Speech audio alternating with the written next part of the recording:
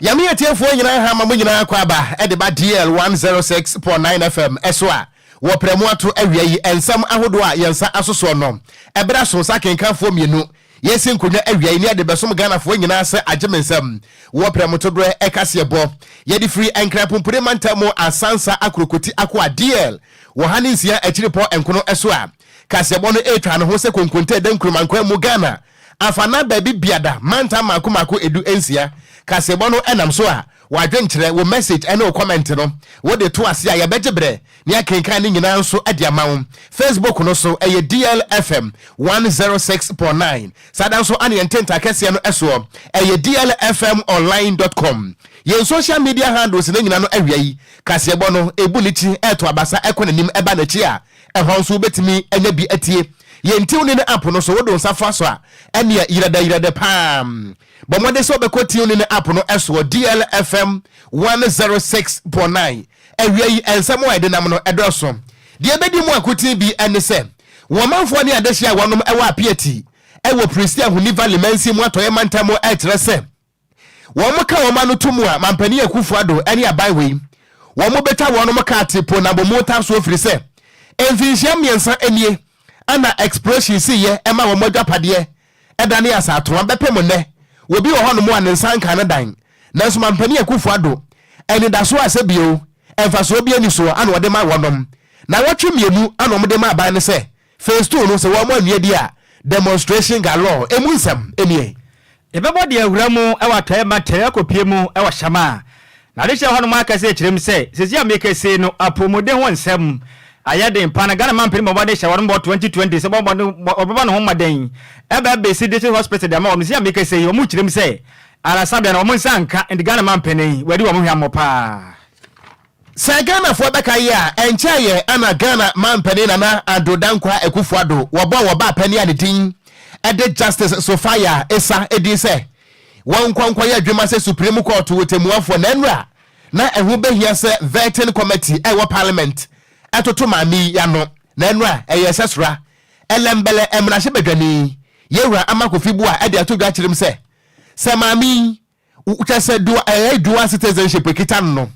se wanyi ba ko antofo mu a wo monyine ntum ne anyine ntum kira wo pa woni programa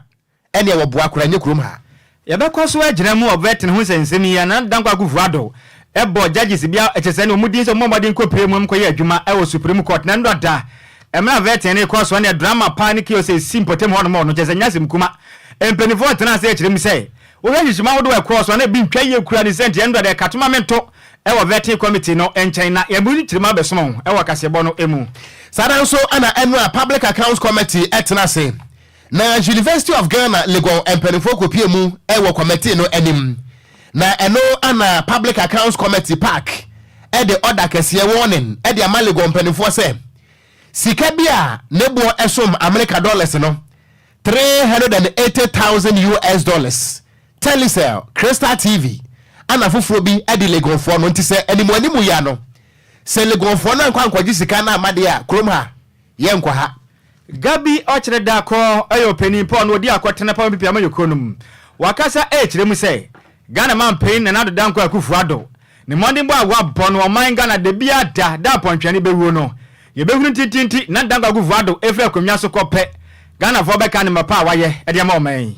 sada so ana wapani a wo him franka e de apreto me se mampani e wo NDC tini akese amayoko ni dinimu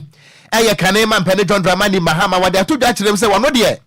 dia mampani Akufo-Addo aye Ghana mfinhia nwotwe ana aba mu mpanifo di sika na wadane ne ho clearing agent no wono oba wonye bi efiri se waye bi pen emu nsam kasebo wo bete ensam ne pika we ho na hwie yede ba besom Ghana fo nyina ese wo premotodre ekasebo a yedi efiri enkrapumpune manta modu tan kase a yasi ewo yuro DL wo hanisia ekiripo enkono ensam wo yede enam no adwuma ko miensa ana abo adontene a awiai ye ho ade se brezi ahoma ye de mu nkiremu ebayin de edi nkan ye mfaseda ema cross communion wine anase rabbi communion me pachawo eye communion papa eye communion wine asa wo pebi a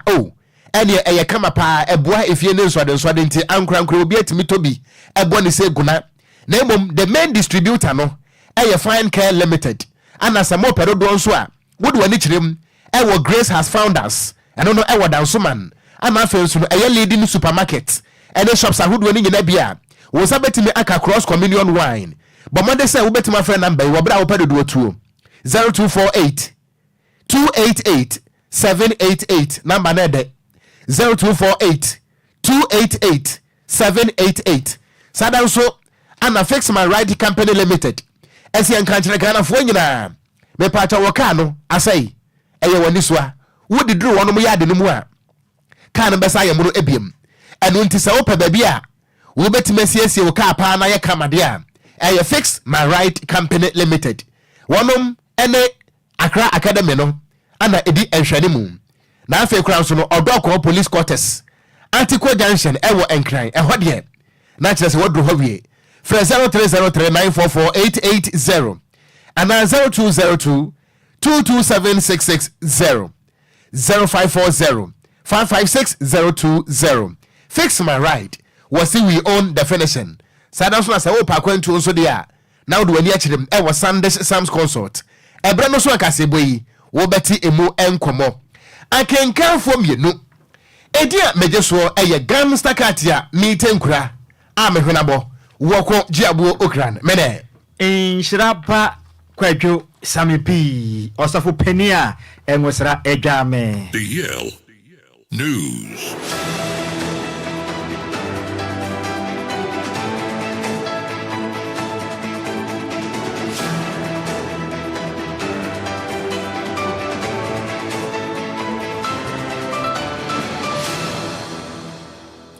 Yama yetiefo akwaba na yenhye kasebo no ase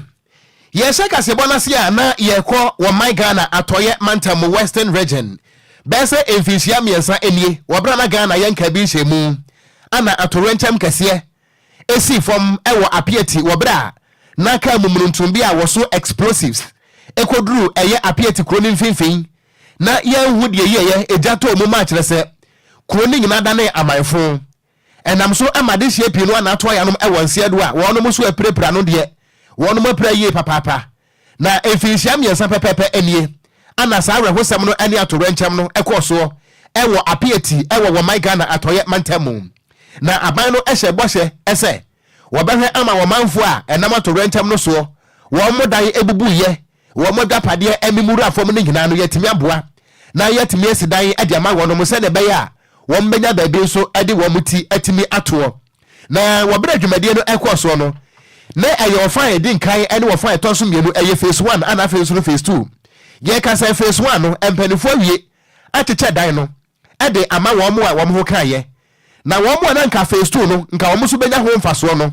ye ka say wo mo kirem say edan no aban mfasa bio soso mpo mofom ka say bia wo beyi foundation mpo na wo mo kirem say sabi sa atwisira mienu guapa so ampanisi ye ni bakwa no nya bakwa nti adanti ana eye phase 1 fo no wo mo saka wo mo de na phase 2 fo de bepem ne wo mo da so ada bonten na ene anoma ye nsam trefo nhyamu ene demonstration bi nko mada anom de ahyehye so ewo apieti a ne nyina no ene se wo mo e ma ban we na watwe mienu se phase 2 no so wan hyase de a pa bobonyum kowa ni kowa na wo bra wo mo etietua ewo apieti montre so ene wie no wo ba ye Facebook no eso a ene video no eda so a eye videos and pictures of inogai wo hwehwe ana wi wani so a enye yie na se de wo manfo yi aboko je mo nyasam ketua ene ye nchede wo biada mo menko ne enko tie se de nsam no esikro e wa pieti ewie ya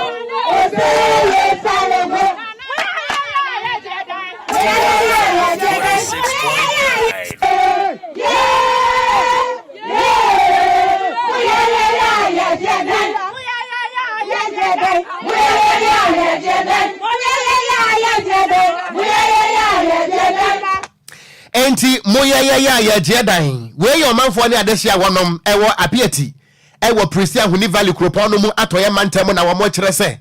ye no ne se na me na se bie bruce bie nyado atwesire mi nnegu apaso yi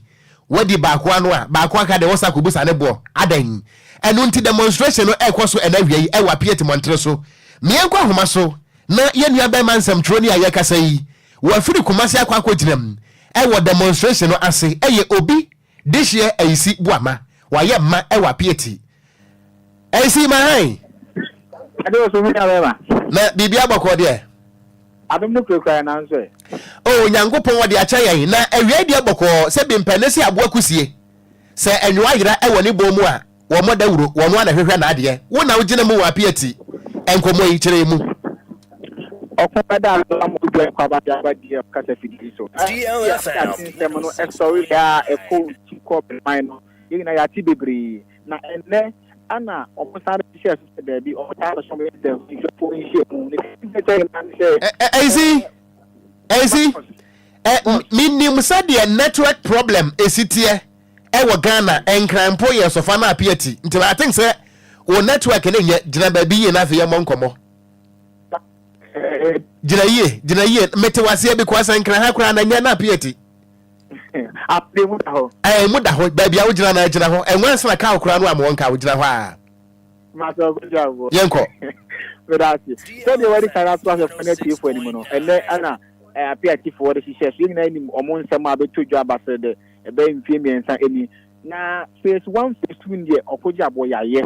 na ka phase 3 for no omo kina omo ka oni say Abaiba commission phase 1 phase 2 no phase 3 na aka no omola no komu no de dempo de besi dan next studio ama wo mo na we ho san kesi wo mu kan say e dan e gidigu ye no de ne dan esisu no ewe no ya amani bio ye say e no ko phase 3 nti omo ebi to join 3 phase 1 phase 2 no ya esi de wo mo omo no problem bia ba up August na ka ban e mekro ma bi obesi omo phase 3 na esi a the na the plot da ho ni se the plot na ye so bi na esi de amani pa ko no oba ko tu ni pa ko na fu no wan kasa tenem enti na omo de demonstration se emu mrewa emu nkokoro emu branche nyina e bi ma 68 omo ha no omo dan omo nsanka na mpo asase mpo ebesi na wo so mpo hu we da asase mpo da yen kasa vice president Dr. Mahmoud Bawumia na ba ha e da commission o de asobo form se pre na aka no o gina mu se omo be si bi ama wo mo e ko be 3 months ni to kan da ka ha yenda mesi ha ne mpo asase mpo hu we da asase mpo na be si enti na de ko jan je himu ha kire se ko wa di ko wa ebewu that is still quite na sa ban enye bibi mfa ho a omo ankasa de ompe be sho mo sa be tu omo dan mu na because as no mu say omo dia be be na na sa dan o ko enkata ke say de men dia bi e da mu obi nti ono wa enkata da ho ne de we ti ben mu no ke agest we so na sa ban nye bibi mfa omo sefere ne ho a omo ka be tu omo firi mu e de ne de tu afiri mu na Okogyeabour me ma me ka sa anwa no Pepina Olidi press conference no Mr. Eric Queen no or kaka unia etamako abadi kasa fi yo me da wasiminia ene mo friend for mu tintin na yesen ya tintin ye cheche nyina ne se mpimfo pese omodi ntrokire assemblly siye no assemblly siye ewo apieti ye nyina ni Ghana fu nyina hu se problem aye wo mani mo ti mu besi dan no na mo ano mo no te dan no na mbe ni phase 1 nti mu start se mu si dan no na ye woni pa makoma ko 68 na mo block dan okrom ho a omu roof sheet keke na ese ye bi wo ane dog keke na ese ya nko betumi ama esika na mo de sesi mpinfo se sa dan ni ye wo se ye de e dwiri free ho no mo de si omo plan because ye plan na ye omo plan na emfa na ye ntiase ye mpo de ye ni kabita pono mba no mbedwiri no contractor no be twenya so mpinfo twenya ye ko na najo e no mbedwiri sa dan ni na e no mo sisi omo dan ni siso omo wie dan no mo so mo be commission na ye mo wie and you draw my attention say no mo bubu nkofo bi dan ni party ye dan from 11 bedrooms to 1 bedroom mo bubu ni nyina e dey simple dia nti mo be na mo say fine mo ja to mo be in phase 3 second May and mo be a commission of phase 1 to today ya tefi ya so let say ya choko bibia o mo person be ti asem enti ni titi nyina opani mama musa wa ha o na kire se mo a ye bedwire mo dan gu ye se ye besi dan na mamo no edan no ye se awie na so mo chefa mo nsan kan mpacho sanity almost see sa dan no e dey ama omo no dan omo no mo ko area ho no ba ye blog dan no omo see ye plan ye different from omo plan see omo dwi no mo dey see no dan for no dey na omo na omo wi omo abehye yen dey omo imagine omo see mama enti wapani enema demonstration I think say mutire mo pono yensem tro na boy amane say mutire mu a se na watwe mienu no so na sam nsanka mo de a wo mo atete sa da no mo no mo ankasa mo de mra ebetu o mo freedom ho akokwa be de ni mo adete wotie fi wonna no sa na mo gina sie ne tie pepe ya be di card demonstration na ko MP in office because on oben yo ha and so why you guys be san ba apia tia no wa wo dan si me report so de sa me mpeni o na me nka relief camp wo na wo no ma metina so okay because dan ni na dan na ye atinem. Okay, opani ma yana se papa ma yana se ne nkomo yi sa ana ko so njo ku ye gusu abi akire se eno nyman dia beto fo mu bia ne beta bobo na ye di aba na Okogyeabour wonim anu fa kra bi twu be kai ma fa new board na mu ti na kwa na mo ye na Okogyeabour kwa na mo ye nsu to kakra be ni na na agire community na be he wura Okogyeabour aya wura ko se papa ko ya eli be wen ya no. I see the new apiety krono a abaya chechire no ekwan no a abani ye ya afekura ma na asa hohoro ko se nkuto Okogyeabour me na me kam so he o de onan ko afise afise anya no ko nzo ni ya gedi na na hohoro ko ayana wa ma videos ni bi why Okogyeabour yenso ya da senti de besi bia no bomode sa woni Dr. Isaac Dasmani won na ye MC e wo Prisia Huni Valley woni no eni hu nkomo na nwumre me ente wonka yenso ya da se papa ebusua yensem tro ni obi this year isi buama ana wode sa amane boyi efri hono a wode abra ye no yento akase bo no so na ye momfa nwura mu e wato emantanim na de sha wono mo ye Shama district nim eno no e wato emantamu wono mo akase kirem se wono edi ya opa efri se se amekese no enya dia wo mochada wo aban ayal sabe mputem ho no nti amai asapomuden wo sensem de wonom ehuna mane pa additional ka say tirim say omanga na nyina baba bia largest thermal plant air power plant na wa ho no na firma Ghana yenya nyinam gane ahodo de gina ye naso wonom tirim su say companies ahodo a esoso nyina so kopie mu ohyaman so a ebi ho nom nanso ayal sabia sensem de additional ni tirim say wonom ehuna mane pa na 2008 nem ena beto odwa say additional do a wonom e wa hyaman no no me 117,224 ndono mo doso pa na esi ameke se de o ma tretre pa se enya se mkuma kra na de se ni tirem se ayresabia hu sensem de ye abo am se se bi aboa se se na dwonso abo akokonti wonom ehuna mane pa wonom aka se tirem se ayresabia hodo ampotem ho no no aya chip compounds ahodo nketen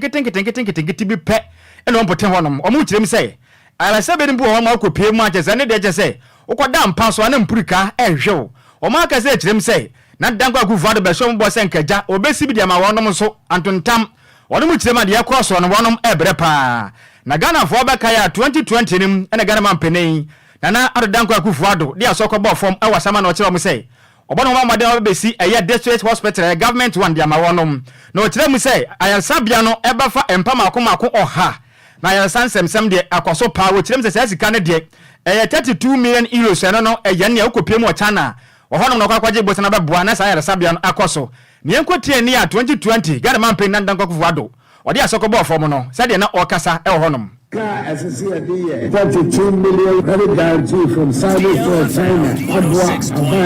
And the supply the Barbara Hospital. Yes,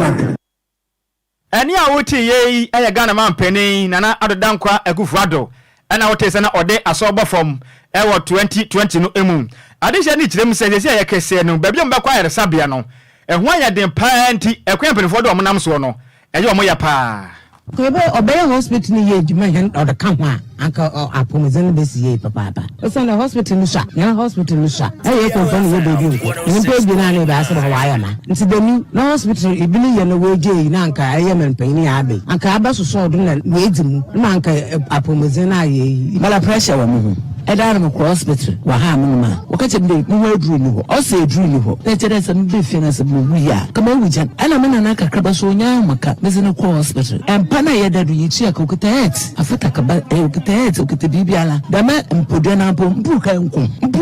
egwana la yɛ tia do na po kwapo mpuka wem yentum akɔ hɔ mo ma ɛna waaji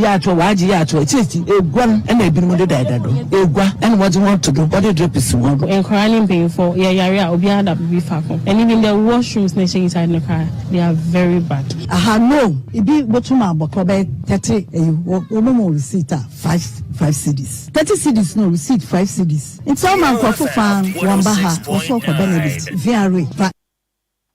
eni awuti ye ayade hia wonom ewo shaman wo mu kirem say arasabia na yade a ankabebo wo pa mazesi a wonom ho akire wonom pa eno wakina sentrefo ene deputy chief executive ede mashama ebini dazi edi ko na o kirem say de akọ so nyane ni tua pa na mom o kirem a aba ne bo moden se nkokọ akọje bosia ede afiri chana de abeboa na nso no enam IMF wo bosia omkọje yenti ama bosia na mo nsanka na mom o so mo bo say ebi anka se yentu abade na arasabia no mpinifo ahase AC. In terms of infrastructure, yes, we are lacking behind, even though we have existing polyclinic. The final year was ready, that's the President Kwadwo. But as we move on, and then issues started coming up, there were teething problems, like I said. One was the soil testing, then it moved to what do you call it, insurance aspect of it, and then finally before the IMF came in. And in China, the consultant or the financier has to withdraw the funding. So later we have to decide to add it to Agenda 111.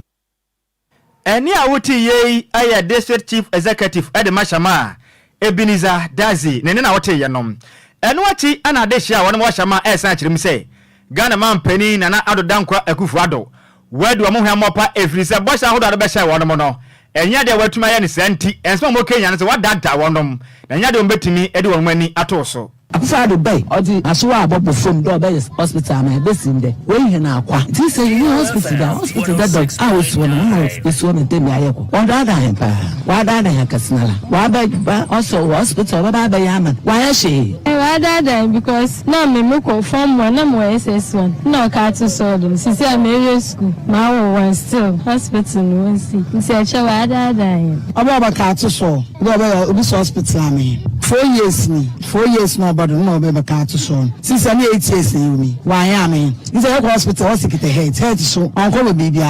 hospital wa kefu ibia ba wa da ne che dad wa da ne ko wo be your hospital sorry about ka you shi wa hospital dedo ya na wa okwo mpa wa nkasa ho wumi me wo phone wa nkasa ho so hospital wo bo be ye okuya nsanka okuru su tu aye wa abo ka to so wa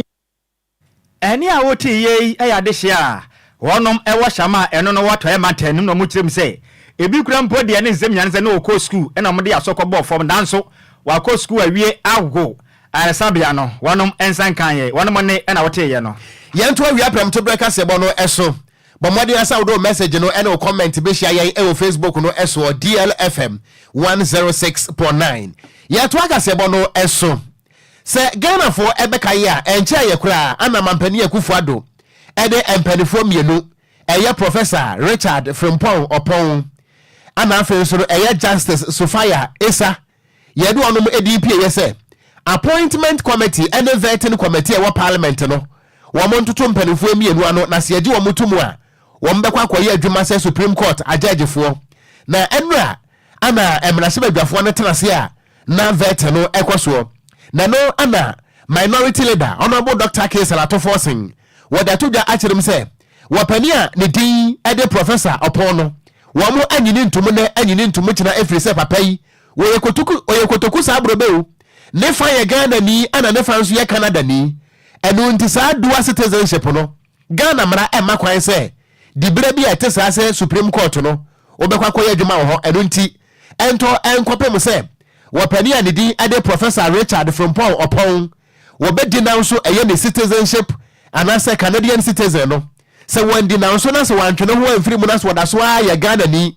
ene Canada ni a enya de se wambegina tumne agina tumu wachina na enra na nya asam gotwa empanisi akokɔ wade hwe bekumaku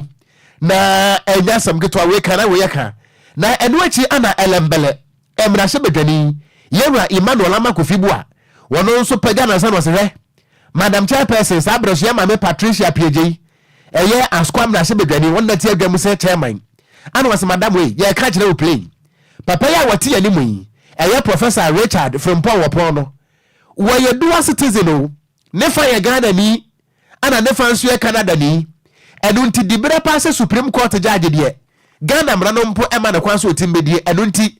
enton kopem se wode Canada de no bato form no ye tena ha ye si ni play ye nyine ntum na ayine ntum kira na enra na ja sam kutua momi entie kakra. How do we freely, honestly, what you do this yourself, that a guy cannot serve parliament for 4 years because he's a Canadian, but another guy can serve the Supreme Court for 30 years, please.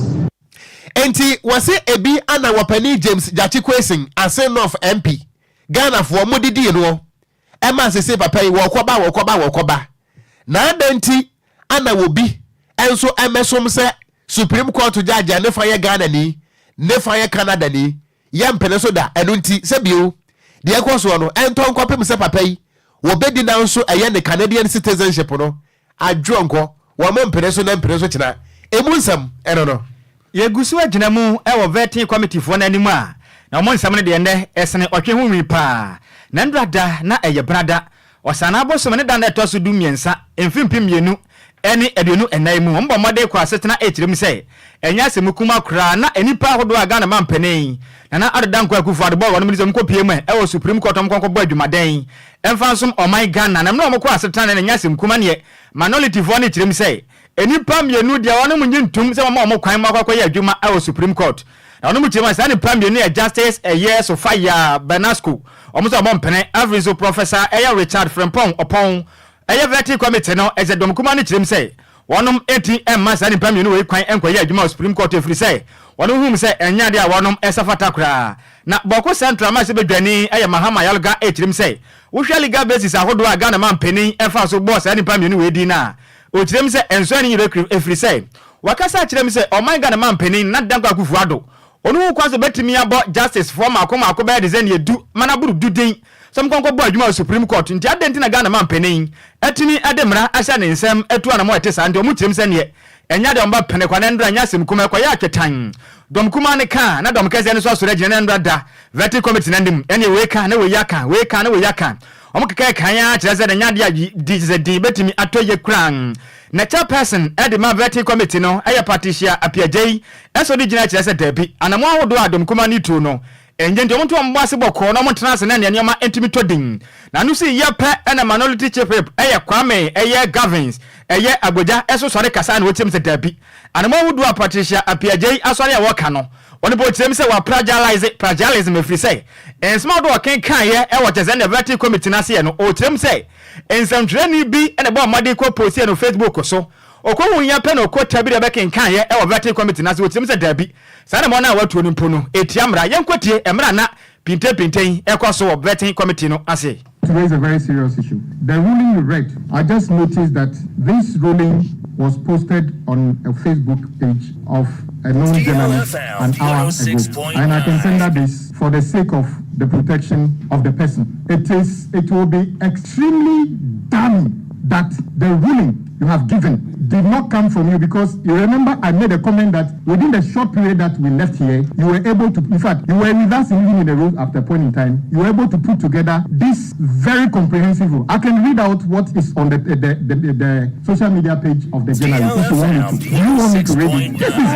This is unacceptable. This is scandalous. Unacceptable. A serious committee of parliament, and you read something to us that is supposed to be coming from you. I feel scandalized. Until you put the motion to your vote, there will be no vetting. We should want to disrespect the rules of parliament. The members of this committee, let's do it. But we are not going to throw the rules of parliament away. There's a motion on the floor, and we are going to vote on that motion.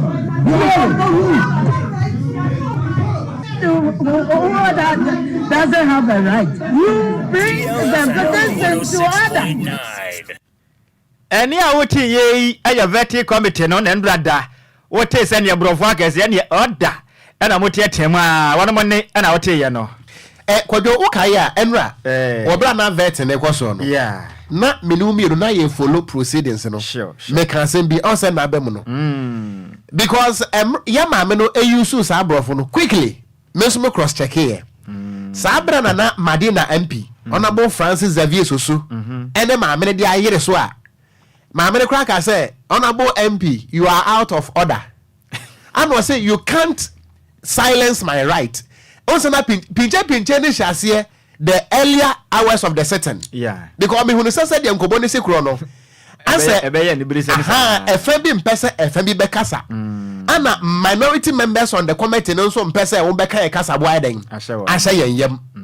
me hunu say de be ya na beba ajo some kind Kwadwo me ya prophet you na national cathedral na wo mansie no ana ma me prophet na cathedral say Linda Mamombe ena Lydia ana afinsu Janet ene ono ane na wo memfo nyina ni me se wahwe ase DLFM 106.9 Koye oko nti yewia ubedi metiana yewie news oze yewie news ya ubedi metiana ha ye kwa ho nti yewia be sort ya da bia me ka kire se paninika yensinsa bonten o kan so ya asemo ana me kire se me banya wotre paninika yensinsa bonten ba wo kan se wo twen national cathedral na menim da kura sa wa so dan wo mbesi ama wo enti sanka wo bomb bia nka toko jubilee house okay am ntuni fia wa ma distribute kwa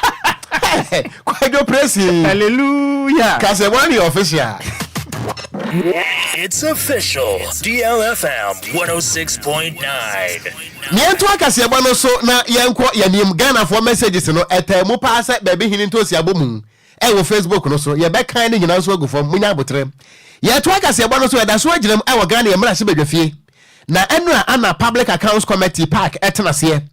na park eye committee no e de order kese enhye ene force akra de akire legon empanifo se wamuntinse montre so na sika twitwiri dia esom America dollars no $383,000 wamonye emfemfiri wamu a edilego fo kanyina na saka we ebeto montre so a na eye 2023 auditor general's report and ebeto ga se yewo institutions ahodo pinu a Ghana hanom a wamu dilego fo ka enu nti animu ya no ehun be hia se lego fo timichini na wamu da saka no amudi begu Ghana futo mu te sade a kowa ni kowa de bewo ne bewo na enu a ana public accounts committee no etenase na enye asam koto akura na companies ahodo a wamo ede University of Ghana legonfo no wamo di legonfo kan na se wamo doso awurade enye menkwa na medeka wamo di nie Telecel Ghana kan na efo mu Vodafone se de ye fo no mu Telecel se wamo nam ho nyina you have 1 minute remaining se wamo deka ana Airtel Tigo Kwadwo wamo so deka enti ebu hono a oye kwa no aka kire wo the number you are dialing is switch off enti set etati gofo mo ye say gidai Kwadwo say na wo mo so yadai wo mo so deka enyame nko na sam deka kura yim ana multi choice wo mo so adilegofo ka ana Naptex enso eye company baako eno so mo dilegofo ka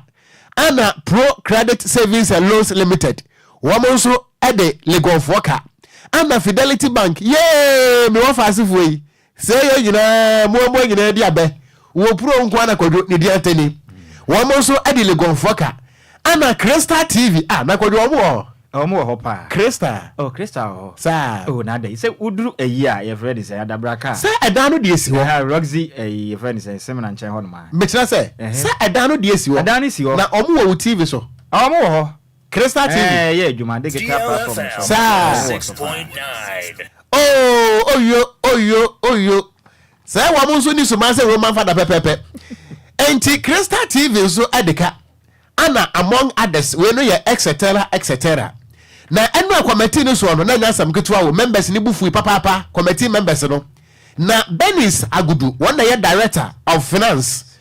Emma Legon and wo dey to Ghana wo chirim say eka no Madam Chairperson and Mr. Chairman ya da aka no adan na so sa institutions in person beje atum so omo de eka enu ti samaka na sa de aye beje na emom committee ni chiremu a enton kopem sa afi we bebe na wiye no na sɛ sika wei nyinaa no wɔn agye ɛde afiri saa institutions ya wɔn mo de kai hɔ. NAPTEC since 2014, Mansco Gas Limited since 2020, Management Aceh, I don't know what this company is, since 2019, Millicom Ghana since 2014, Abe, Madam, Car Bank since 2016, Vodafone since 2013, Madam, and then our Pro Credit Savings and Loans since 2013, Airtel Limited since 2015, Burst, I don't know what company, or iBurst since 2017, Crystal TV since 2019, BA Construction since 2018. Madam, they are over 9 years, some of these. You haven't collected anything. So when you come and sit here, you tell me that you are dealing with your legal whatever. Madam, that's just a song and dance to me. You are not making any effort to collect this. Thank you, Mr. Chair. I understand and appreciate your concern, but as you know, Eja empenese se aprawa ketwa we hia kese ya wobobo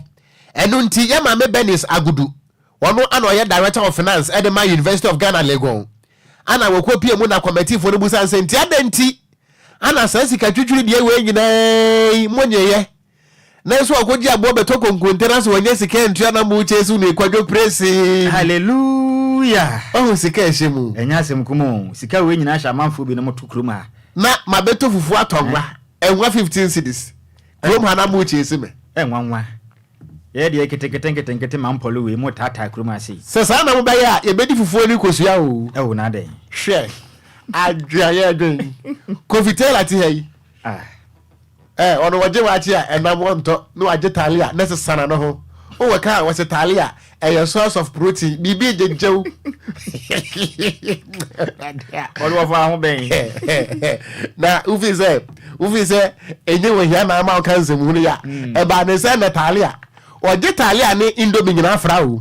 o be je na onje sen ade enso nyina ebusuan ba ko talia ni indomie na o de afra ibusa se ba ko ye source of indomie ana ba ko so ye source of iron ye source of fridge bibi jejew one de ne pintin bi ada o men wo so no ehun adwuma na wo ye no na taade bi ni wa trade mu I ensure quantity but not quality to no bia obedi mate onko nanim yeta na ti nam da be fa ne yem no e beti ne kan fia hapa ye you do as Kwadwo oko ye to akase bodo so ye koye nim Gabi asare ochire da kon eyo opening paul no so odi timan ye power MPP amajokonum wakase tirem se wo hwe oman Ghana ye mampani na adedankwa Akufo-Addo ne money ba oboso mampani no o tirem se so ani ye pare Ghana voice adan hunu ye na mom wakase tirem se da aboa pontwene obewo na Ghana vo nyina be hunu tintinti Ghana vo ade je na kasa keka o Ghana mampani wasapa mampani obai wa mmon homodin po ma Ghana banwa so no one mampani odi kana o tirem se Ghana fo munya botre pan na ndrada emra Gabi ochire da kon ene zentrefo kasa na o tirem se wohwe wiase afana nyina na kyese ne sikasem ayabasa ne nyina ne se eniema nzeda nkoye e wiase afana nyina so Ghana obahwe obapie oman mu a sisi amikese no niema gusu akuna nim kakra kyese Ghana esikasem egusu akukọ nanim o kyerem se wakasa e de fa pomode hu so de Ghana abaya bono wode papa partitu ni agenda 111 project a oye no o kyerem se arasabe do rand Ghana mampani wo bono homode asisi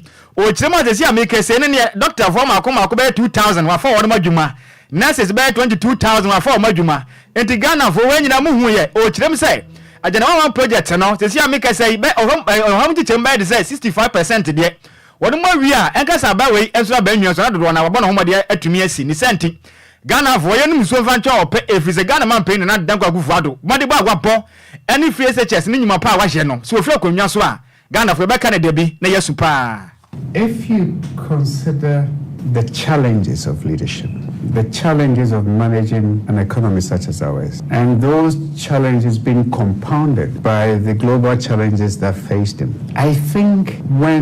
I won't even talk about Akufo-Addo. I think when Ghanaians sit back and analyze his period after he's gone, they will appreciate the Akufo-Addo presidency. You see, when you are in there, you can't really see it that much. But let me try and take a few sectors. Health. I can say boldly, based on numbers, that in the Fourth Republic, no government has been able to do the kind of things that we have witnessed. And wachi ena Gabi ochere asare da kon esa kyerem say ejapadia document ba Montreso Ghana for this yebi kasa na ochirem say Ghana ni bi a wodwene ekwa echi no bo modern na hu sa document ne dia wan kasa be hu say we ayamanyosem pa enum so enchiremu nie. I repeat what I put on social media the other day. If any person, any intelligent person, or a person who considers him or herself intelligent, believes that a family, that has one of their leaders been offered the opportunity to lead the country, will sit down and conspire evil against the nation, and put the picture of the overlord or the head of that family on that document, you must have your head examined. If you believe that, you must have your head examined. And then when I hear people, and I don't want to mention names, but you see, when I hear people try to say that things in the book are happening, it's Eni awoti ye eya Gabi asare ochireda kon odi MPP amanyokoro mu akwetene pa nene na wote ye no. Yento akase abo so na ye monfa nwura mu ewo NDC amanyokoro no emu a. Wopani a wopiri tumi se wo mampani eye Ghanaian mampani John Dramani Mahama na enu a wokopie mu ewo Bukom Boxing Arena ewo Enkrapompune Mantamo na wobra wone Ghana mabuno ekasa na wo chirem se Ghana fo nyina enya gidie ewo no mu na gidie ba ko Ghana fo ewo no mu ene se wono Ghanaian mampani John Dramani Mahama no de dinkan wonye corrupt ana afa ekura nso no wompene ema wo bia wo na abem no emu Ghana emfa so na wono no wonye mampani Akufo Addo de ni bi se wonu anim se na point wo kromfo wo ye corrupt wo so macleo enam so kromfo mampani Akufo Addo ye kasai wono ana se Ghana fo friend eye clearing agent kane mampani John Dramani Mahama chire mu se wono no wose awoyo enu ntina sa abra no wote abanga so no wo pani anedi ede Abuga Pele na wo ye former chief executive officer Emma Ghana Youth Employment and Entrepreneurial Agency eye GIDA wo bra wo de nsa eka Ghana sika wo ma ye jeli no enu ntina wo ka kire Ghana fo nyina se mu pe wo bia wo betimi abọ musika ho baye a enye mampani Akufo Addo ana se bio enye Dr. Alhaji Mamu Bawumia efise wo mumia nu ka ho bi na Ghana ye ho atete a abedrum pempenso ayetimoi wo ka kire Ghana fo nyina se wono no wo meye clearing agent da enu ntine mo fa to me no e ma no pa kane mampani John Dramani Mahama. And that's why I've said that the greatest fight against corruption is not prosecuting your political opponents, it is also dealing with your own people when they indulge in the same thing. And so I've said it several times that yes, we'll hold the government that is going out accountable for the things that have happened. We'll investigate them. We have a constitution, we'll go by the rule of law, prosecutions will take place, judgment will be given. And so that will do. But while you're doing that, if your people start indulging in the same thing, you must have the courage to punish them. Na enu achi ana Ghanaian mampani John Dramani Mahama de atu Ghana wo chire mu se ade ba ko a ehu ema wo man pa ne se wo man ne mu mabunu eni adwuma ye ba ne sa no a wo man na som dwempo etimeti anwea enu nti wo hye Ghana fo nyina mabunu ebo se wo ba edwuma de wo be create bi amamo ye bia ye pa. This is politicians are friends. Yes, we have friends across the political divide, and I have many friends. I've been in politics from 1996 when I stood for my first parliamentary election. I met many colleagues in parliament, but the call to root out corruption and to punish people who have misappropriated public funds is a call from the soul of the nation to come when some things will happen. There are two things that can happen. If people lose faith in our democracy and that faith is going down, the last survey, it said it had gone from 74% to 50%. Eni ayeti ye aye Frank Ocran Nhyiraba NDC amanyuko no Ghanaian mampani John Dramani Mahama wo de sansem we tuda wo bra wo kopie mu ewo Bukom Boxing Arena ewo Enquires ana mutimo ensem no yenkan Ghana fo adwempo ne kakra Kata George and was we take as a bonne life edi free ye Paraku Estate and was say I love you guys yes you that say nana adwene pa hene wodi asempa and was say kase bonne life ewo ACP Estate and was say enti network operators wo nyina adeka ebeda na Ghana fo wo mo ekwaje quick loan ewo wo mo hono mo a ya nwesem card no kran tontwene Kwadwo Asempa Furniture West Kumasi Adum and also me ha we take as a bonne papa part say enye asem kotwa ana Robert Gameli Bible Musa Rodiaba say wofa the Bible said that in everything give thanks to God. So I thank God for my life. Happy birthday to Kingsley and Sir DJ Traffic original FM. Yada say no original TV akura me am wofa no. Na Hansen Diodo was good afternoon wofa. when Kwadwo Sammy, in fact, news no loud and clear, papa. And was say, I am watching you live at the free Atomic Hotel, Dansuman, Piaga, was say NPP is the best for Ghana. And Baba Mahama Obwase was say Ghanaian youth cannot risk our lives and future and hand over to John Dramani Mahama. Although the Fretema was say, if we keep on watching JDM,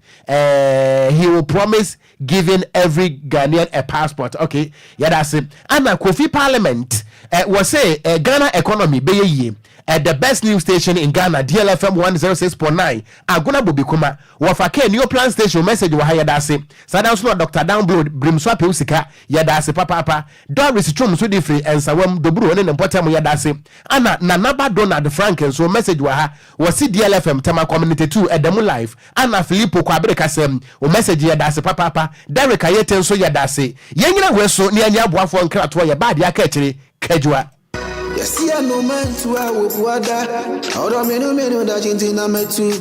Makwantu ohun eye medadwen nanso meyensem tronenti menya daje ye hwehwemu ekohu Sunday Sam's consult na wonom nti ende metimi ba menya brani adaje ekenkan ye eye investigations about womo ana mehu se wo apply for visa assistance enfeli efri se wonom ewo track records madansi die nie mabini ntreo Sunday Sam's consult edi Britia webi ebeje o visa amount se wo ko United Kingdom, Canada, Dubai, Poland, Croatia, Nafe Kradie, Serbia, any Greece in so abeka ho a work permit etechere. Ma menchire wo mo etire kwan. Sunday Sam's consult ewo Ofanko barrier, Asofan, our Ben Wise Park Hotel, ewo Asofan New Station hono mo a. Phone number 0244291546. Email address nso samuelowusu626@gmail.com. Yeti ehudi enti, we connect dreams with opportunities. Emanenye wadwendwen, frɛ wonom na nso bedi adanse Enquires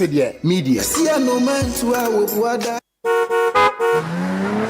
Hey, Anokrase, fix my right, Edjumayukui, Ama, Omanfo, Bopre mine, Tanga, Eguyasu, Okrom, her papa. Say, Ejagana, ha, Womuni, a Bimfua, Womusisi accident cars, Monday, Sekaya manufacturing in the year. Womu Bomode, a engine tuning, overhauling, body works, oven spraying, air conditioning service, upholstery, electrical works, automatic gearbox repairs, maintenance, and a general car service in Bia. So, Waka, Dada, and I say, now person what on film one better the amount says here. One more touring car beto come out free so your customer dear. And as all the residents car bound the mark for say tree and also free. She fix my ride limited a cheap power Accra Academy School no enchemu ho Odoko Police Quarters kwano so. Atiko Junction, Goyo Fuel Station no echi Kaneshi Odoko Highway 1 crime. Fresh 0303-944-880 0202 227 660 0540-556020 and our website www.fixmyrightghana.com. Fix My Right, own the finishing. DLFM 106.9. Abusia endewe mayansama wa ha ensama wa kwaba emfamra inkrampumpuni mantem agiatum kasafidie kase ba kopeso DL 106.9 ene ukwada area promtobre kase bo emrewedu se yesi fam na gudie mu nsama ya boaboa no ne editie se wote ne edihwe se wo hwe wo Facebook no abusia yede ba ne yede besomo Ghana nsamwa ena nkrofon kroso de kan latest any exclusives no ena gudie mu ya bobo no a ye de eba besomo me a media gudie mu nsam na ediba no edi a meje so no ayensu ano de hye Apa Kanjich the Blessed King Ebusian tentam so a menya botre na mensi fam enyi nsam na ba ko maudia mensha siem fam fifie Ghana mrante a esi akan ewa manone na Blasters of Ghana Central Defender your friend Patrick Pfeiffer na osina kan Edma Osberg ewo Germany me no ka say Patrick Pfeiffer ewremo ewo Switzerland BSC Young Boys wa kwasan 1 year loan contract ede amamo season ni kwawe a obesa bu na ketima abe piemo ewo Osberg amede san komotwetwe no ede eto anim nansia na boboku a ye friend Leicester City enya promotion ede fi England championship num ebe piemo ewo Premier League num na meno kase omodi omani achemo ewo Leicester City Blasters of Ghana striker ye friend Jordan Ayew boboku a ye friend Leicester City ede £4 million bid akopiemo ewo boboku a ye friend Crystal Palace akache se omunya Blasters of Ghana striker ye friend Jordan Ayew no ombefa no na wababe replace Abrantia ye friend Kelechi Iheanacho a wafi boboku ye friend Leicester ekwa Sevilla se ombenya no ana omunya no emre ene nkrabia ena ebeche ye to ansam no so ewo Ghana Abrantia esi akan wa monone Scottish Giant ye from Celtic niameti ene se ome show strong interest ewo versatile Ghanaian player ye friend Jeffrey Shop mu osina kan de boboku a ye friend Crystal Palace na niameti ene se Crystal Palace obi enton na akokọ bidie kwa enti Celtic aso ma FIFA na omo se ombefa Jeffrey Shop dia eye £7 million omo ntua na omo befa Brantia ye friend Jeffrey Shop no nkosi akan emfama ma yede wonsam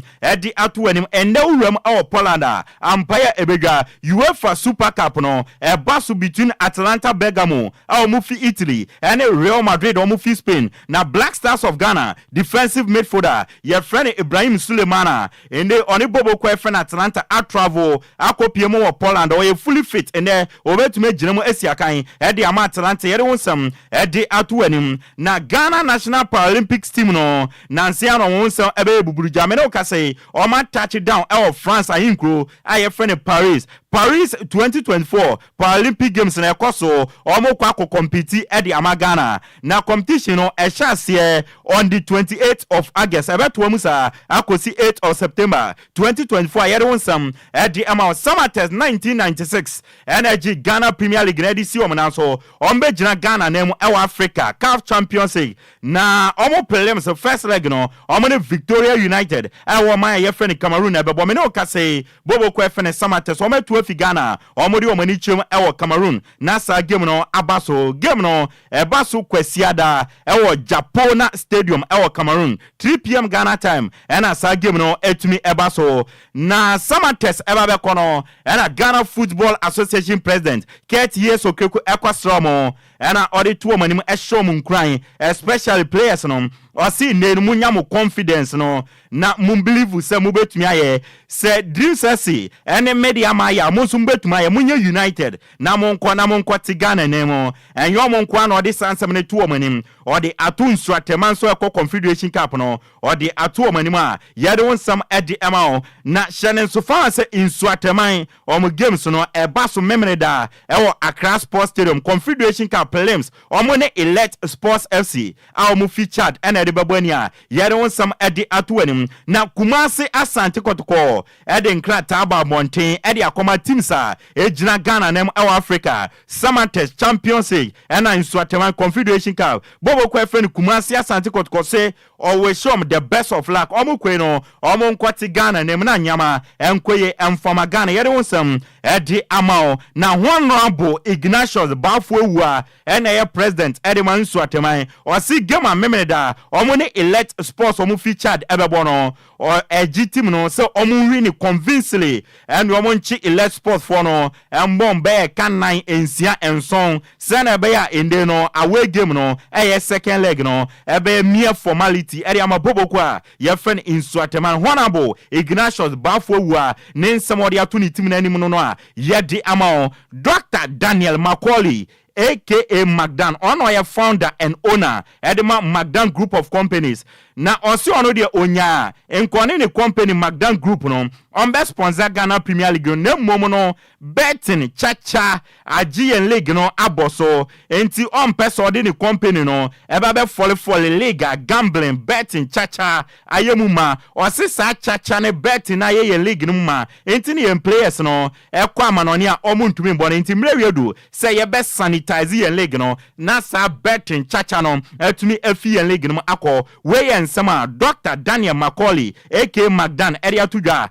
yedi ama Insuateman FC a confirm say on midfielder ye friend Kofi Adeno o ma extending a contract for the next 3 years or tna until June 2027 no we see akan edi amabobo kwa ye friend Inswateman FC edi wonsam edi atu anim Nations FC nso confirm say officially striker ye friend Ebenezer Ofeno oma signing from Division 1 side ye from Soccer Intellectuals on permanent dealer Abrante ye friend Ebenezer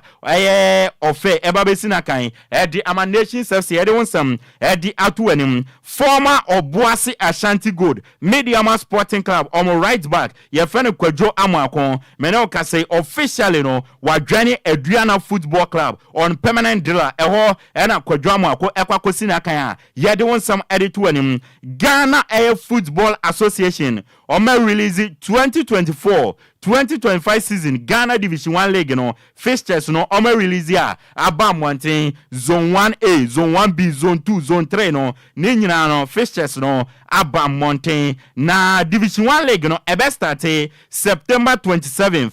to September 30th and ebe start 2024 ya yede wonsam ede atu anim na ebusia yamfa fie nsi na yenwura mu wa manone ne yamfa nsem atwagu wo emfa nsomo dia ene uwram ewo man ye frɛ ne Poland Empire Ebedwa National Stadium ewo Warsaw ewo Poland no eho na referee frɛ ne Sandro Scheider a office Switzerland ebe kwakodi game no UEFA Super Cup 2024 ena eba so UEFA Super Cup no UEFA form champion of champion team obeje Champions League no na woni Super Cup for ana woni Europa League no akwakobo Super Cup into Real Madrid energy last season Champions League no omone Atlanta a omufi omaya ye friend Italy a omoje Europa League no ena kwakobo 7 p.m. ene ena sa big game no eba so a ye no komotwetwe dia to anim into Real Madrid versus Atlanta UEFA Super Cup ene 7 p.m. ebe big game by all standard Kylian Mbappe ene obebo ni first game likely send the first game for Real Madrid no Kylian Mbappe ebeje ne first trophy ye don some edi atu anim na head of sa game na eba so no endra Real Madrid training no and a French midfielder your friend Aurelien Chouameni ekotia another French midfielder your friend Eduardo Camavinga meno kase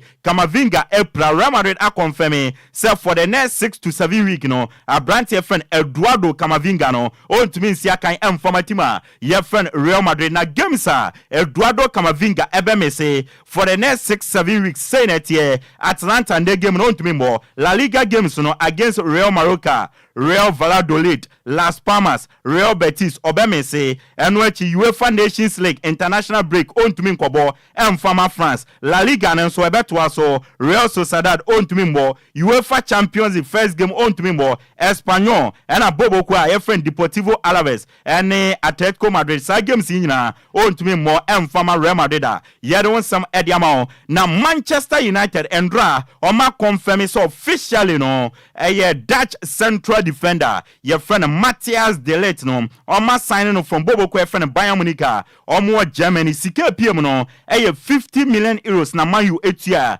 edema Bobo Kwa friend Bayern Munich a brand friend Matthias De Ligt no was signing 5 years contract until June 2029 with option for 1 year ebekon akosibe 2030 ye don some edema jersey number 4 and a Manchester United ediama Matthias De Ligt and watching so no Nuze Mazuri Morocco right back na osina kan edema Bobo Kwa friend Bayern Munich ono so no Man U assigning 50 million euros plus 5 million add-ons na Man U etua edema Bayern Munich a brand babe sina kan ono so assign 5 years with option for 6 years until June 2030 ye don some edema na Man U team no since Eric Ten Hag eba no eba no Holland players no any players o mesi akandia ma ya Spain omo pebruta in the last 2 years no Manchester United has spent 272.4 million euros at the signing 5 former players Omufia Yas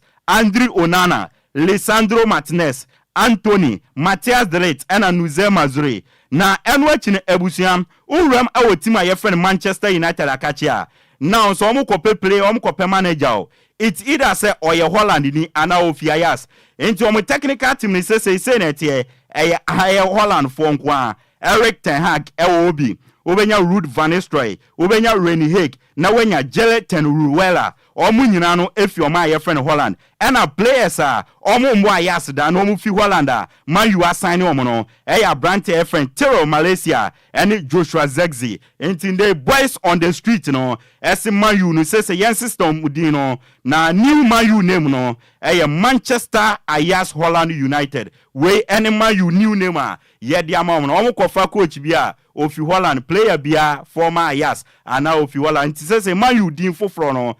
Manchester Ayas Holland United ebusia ye gina we so na goodie mu nsema ye de be down no ye di esi mi amedi agoodie mu nsema na be somo no edi ameje so no ayensu ano de share Apakan GH the Blessed King a brand friend Isaka wa Shaima Washington minchiao and a Miami bra penny Mr. Kofi you know wa ayensu ano so what to be precise minchiao and no wife sister Mary minchiao mu nyina ebusia agoodie mu nsema na we ye de be somo no ye di esi DLFM 106.9.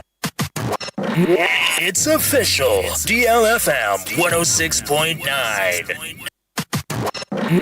It's official. DLFM 106.9. Yes, ama yetiefo akwaba na yen toa kasebo no eso. Na Derek Ayete waso ma ya ha papa yada se Anna John Baba Mustafa Sogi. And was say metie mo life ehwe mo life and clear pa Eddie Free Manest Royal Hotel ewo Cape Coast South Ekwan and was say we the youth of Ghana are very suffering from the hands of our wicked leaders. I see yada se papa yetia will be anso ewo ho na ebusua kase ebo no yede besi ewo ha no mo na afei ya makwa ma dwumadie foforo ato amoso. Don't forget say so a nana adwo ase okene ne mpamfo ede DL hour no ebeto amoso champion Kofi Taylor ana de ekọ Facebook no eso akenkanfo nso yeye mienu edia mejeso eye gangster cat ya meeting kura wo Okogyeabour Ocran mene Nhyiraba Kwadwo Sammy B osafo penia enwesra edwame na Kwadwo fa nwosra no tena ho na ansa ne ebekọ no ma yemfa happy birthday wish emfa ema yenua ba ko ne din ede asuo na asuo eye adwuma ewo demand microfinance ewo nima na kwabenya ana wote ana wodi den kwei ene eye yenua asuo ne birthday nti asuo ana da yen Facebook no eso no na we no every ye yankase yenua wo yensem troni nana otu da ko hono mo a Accra FM NCTV ehona nana otu eye adwuma na wose yema asuo birthday pa nti ene akoye wa wodai on behalf of the team na nana otu da akose asuo eye ne childhood friend chese wo muso nyina no mudi nsamoni bom enti na otu da akwen wonyi enu enti na happy birthday enko enfema asuo wo ye adwuma ewo the ment eye microfinance ewo nima enu enti ene eye wa wodai yankopon wonhyira wo papa happy birthday ye gira we so na kasebo no ye de asi ye mamu nyina ha e mamu nyina mo eniti enso a wogi yen oboja happy birthday to you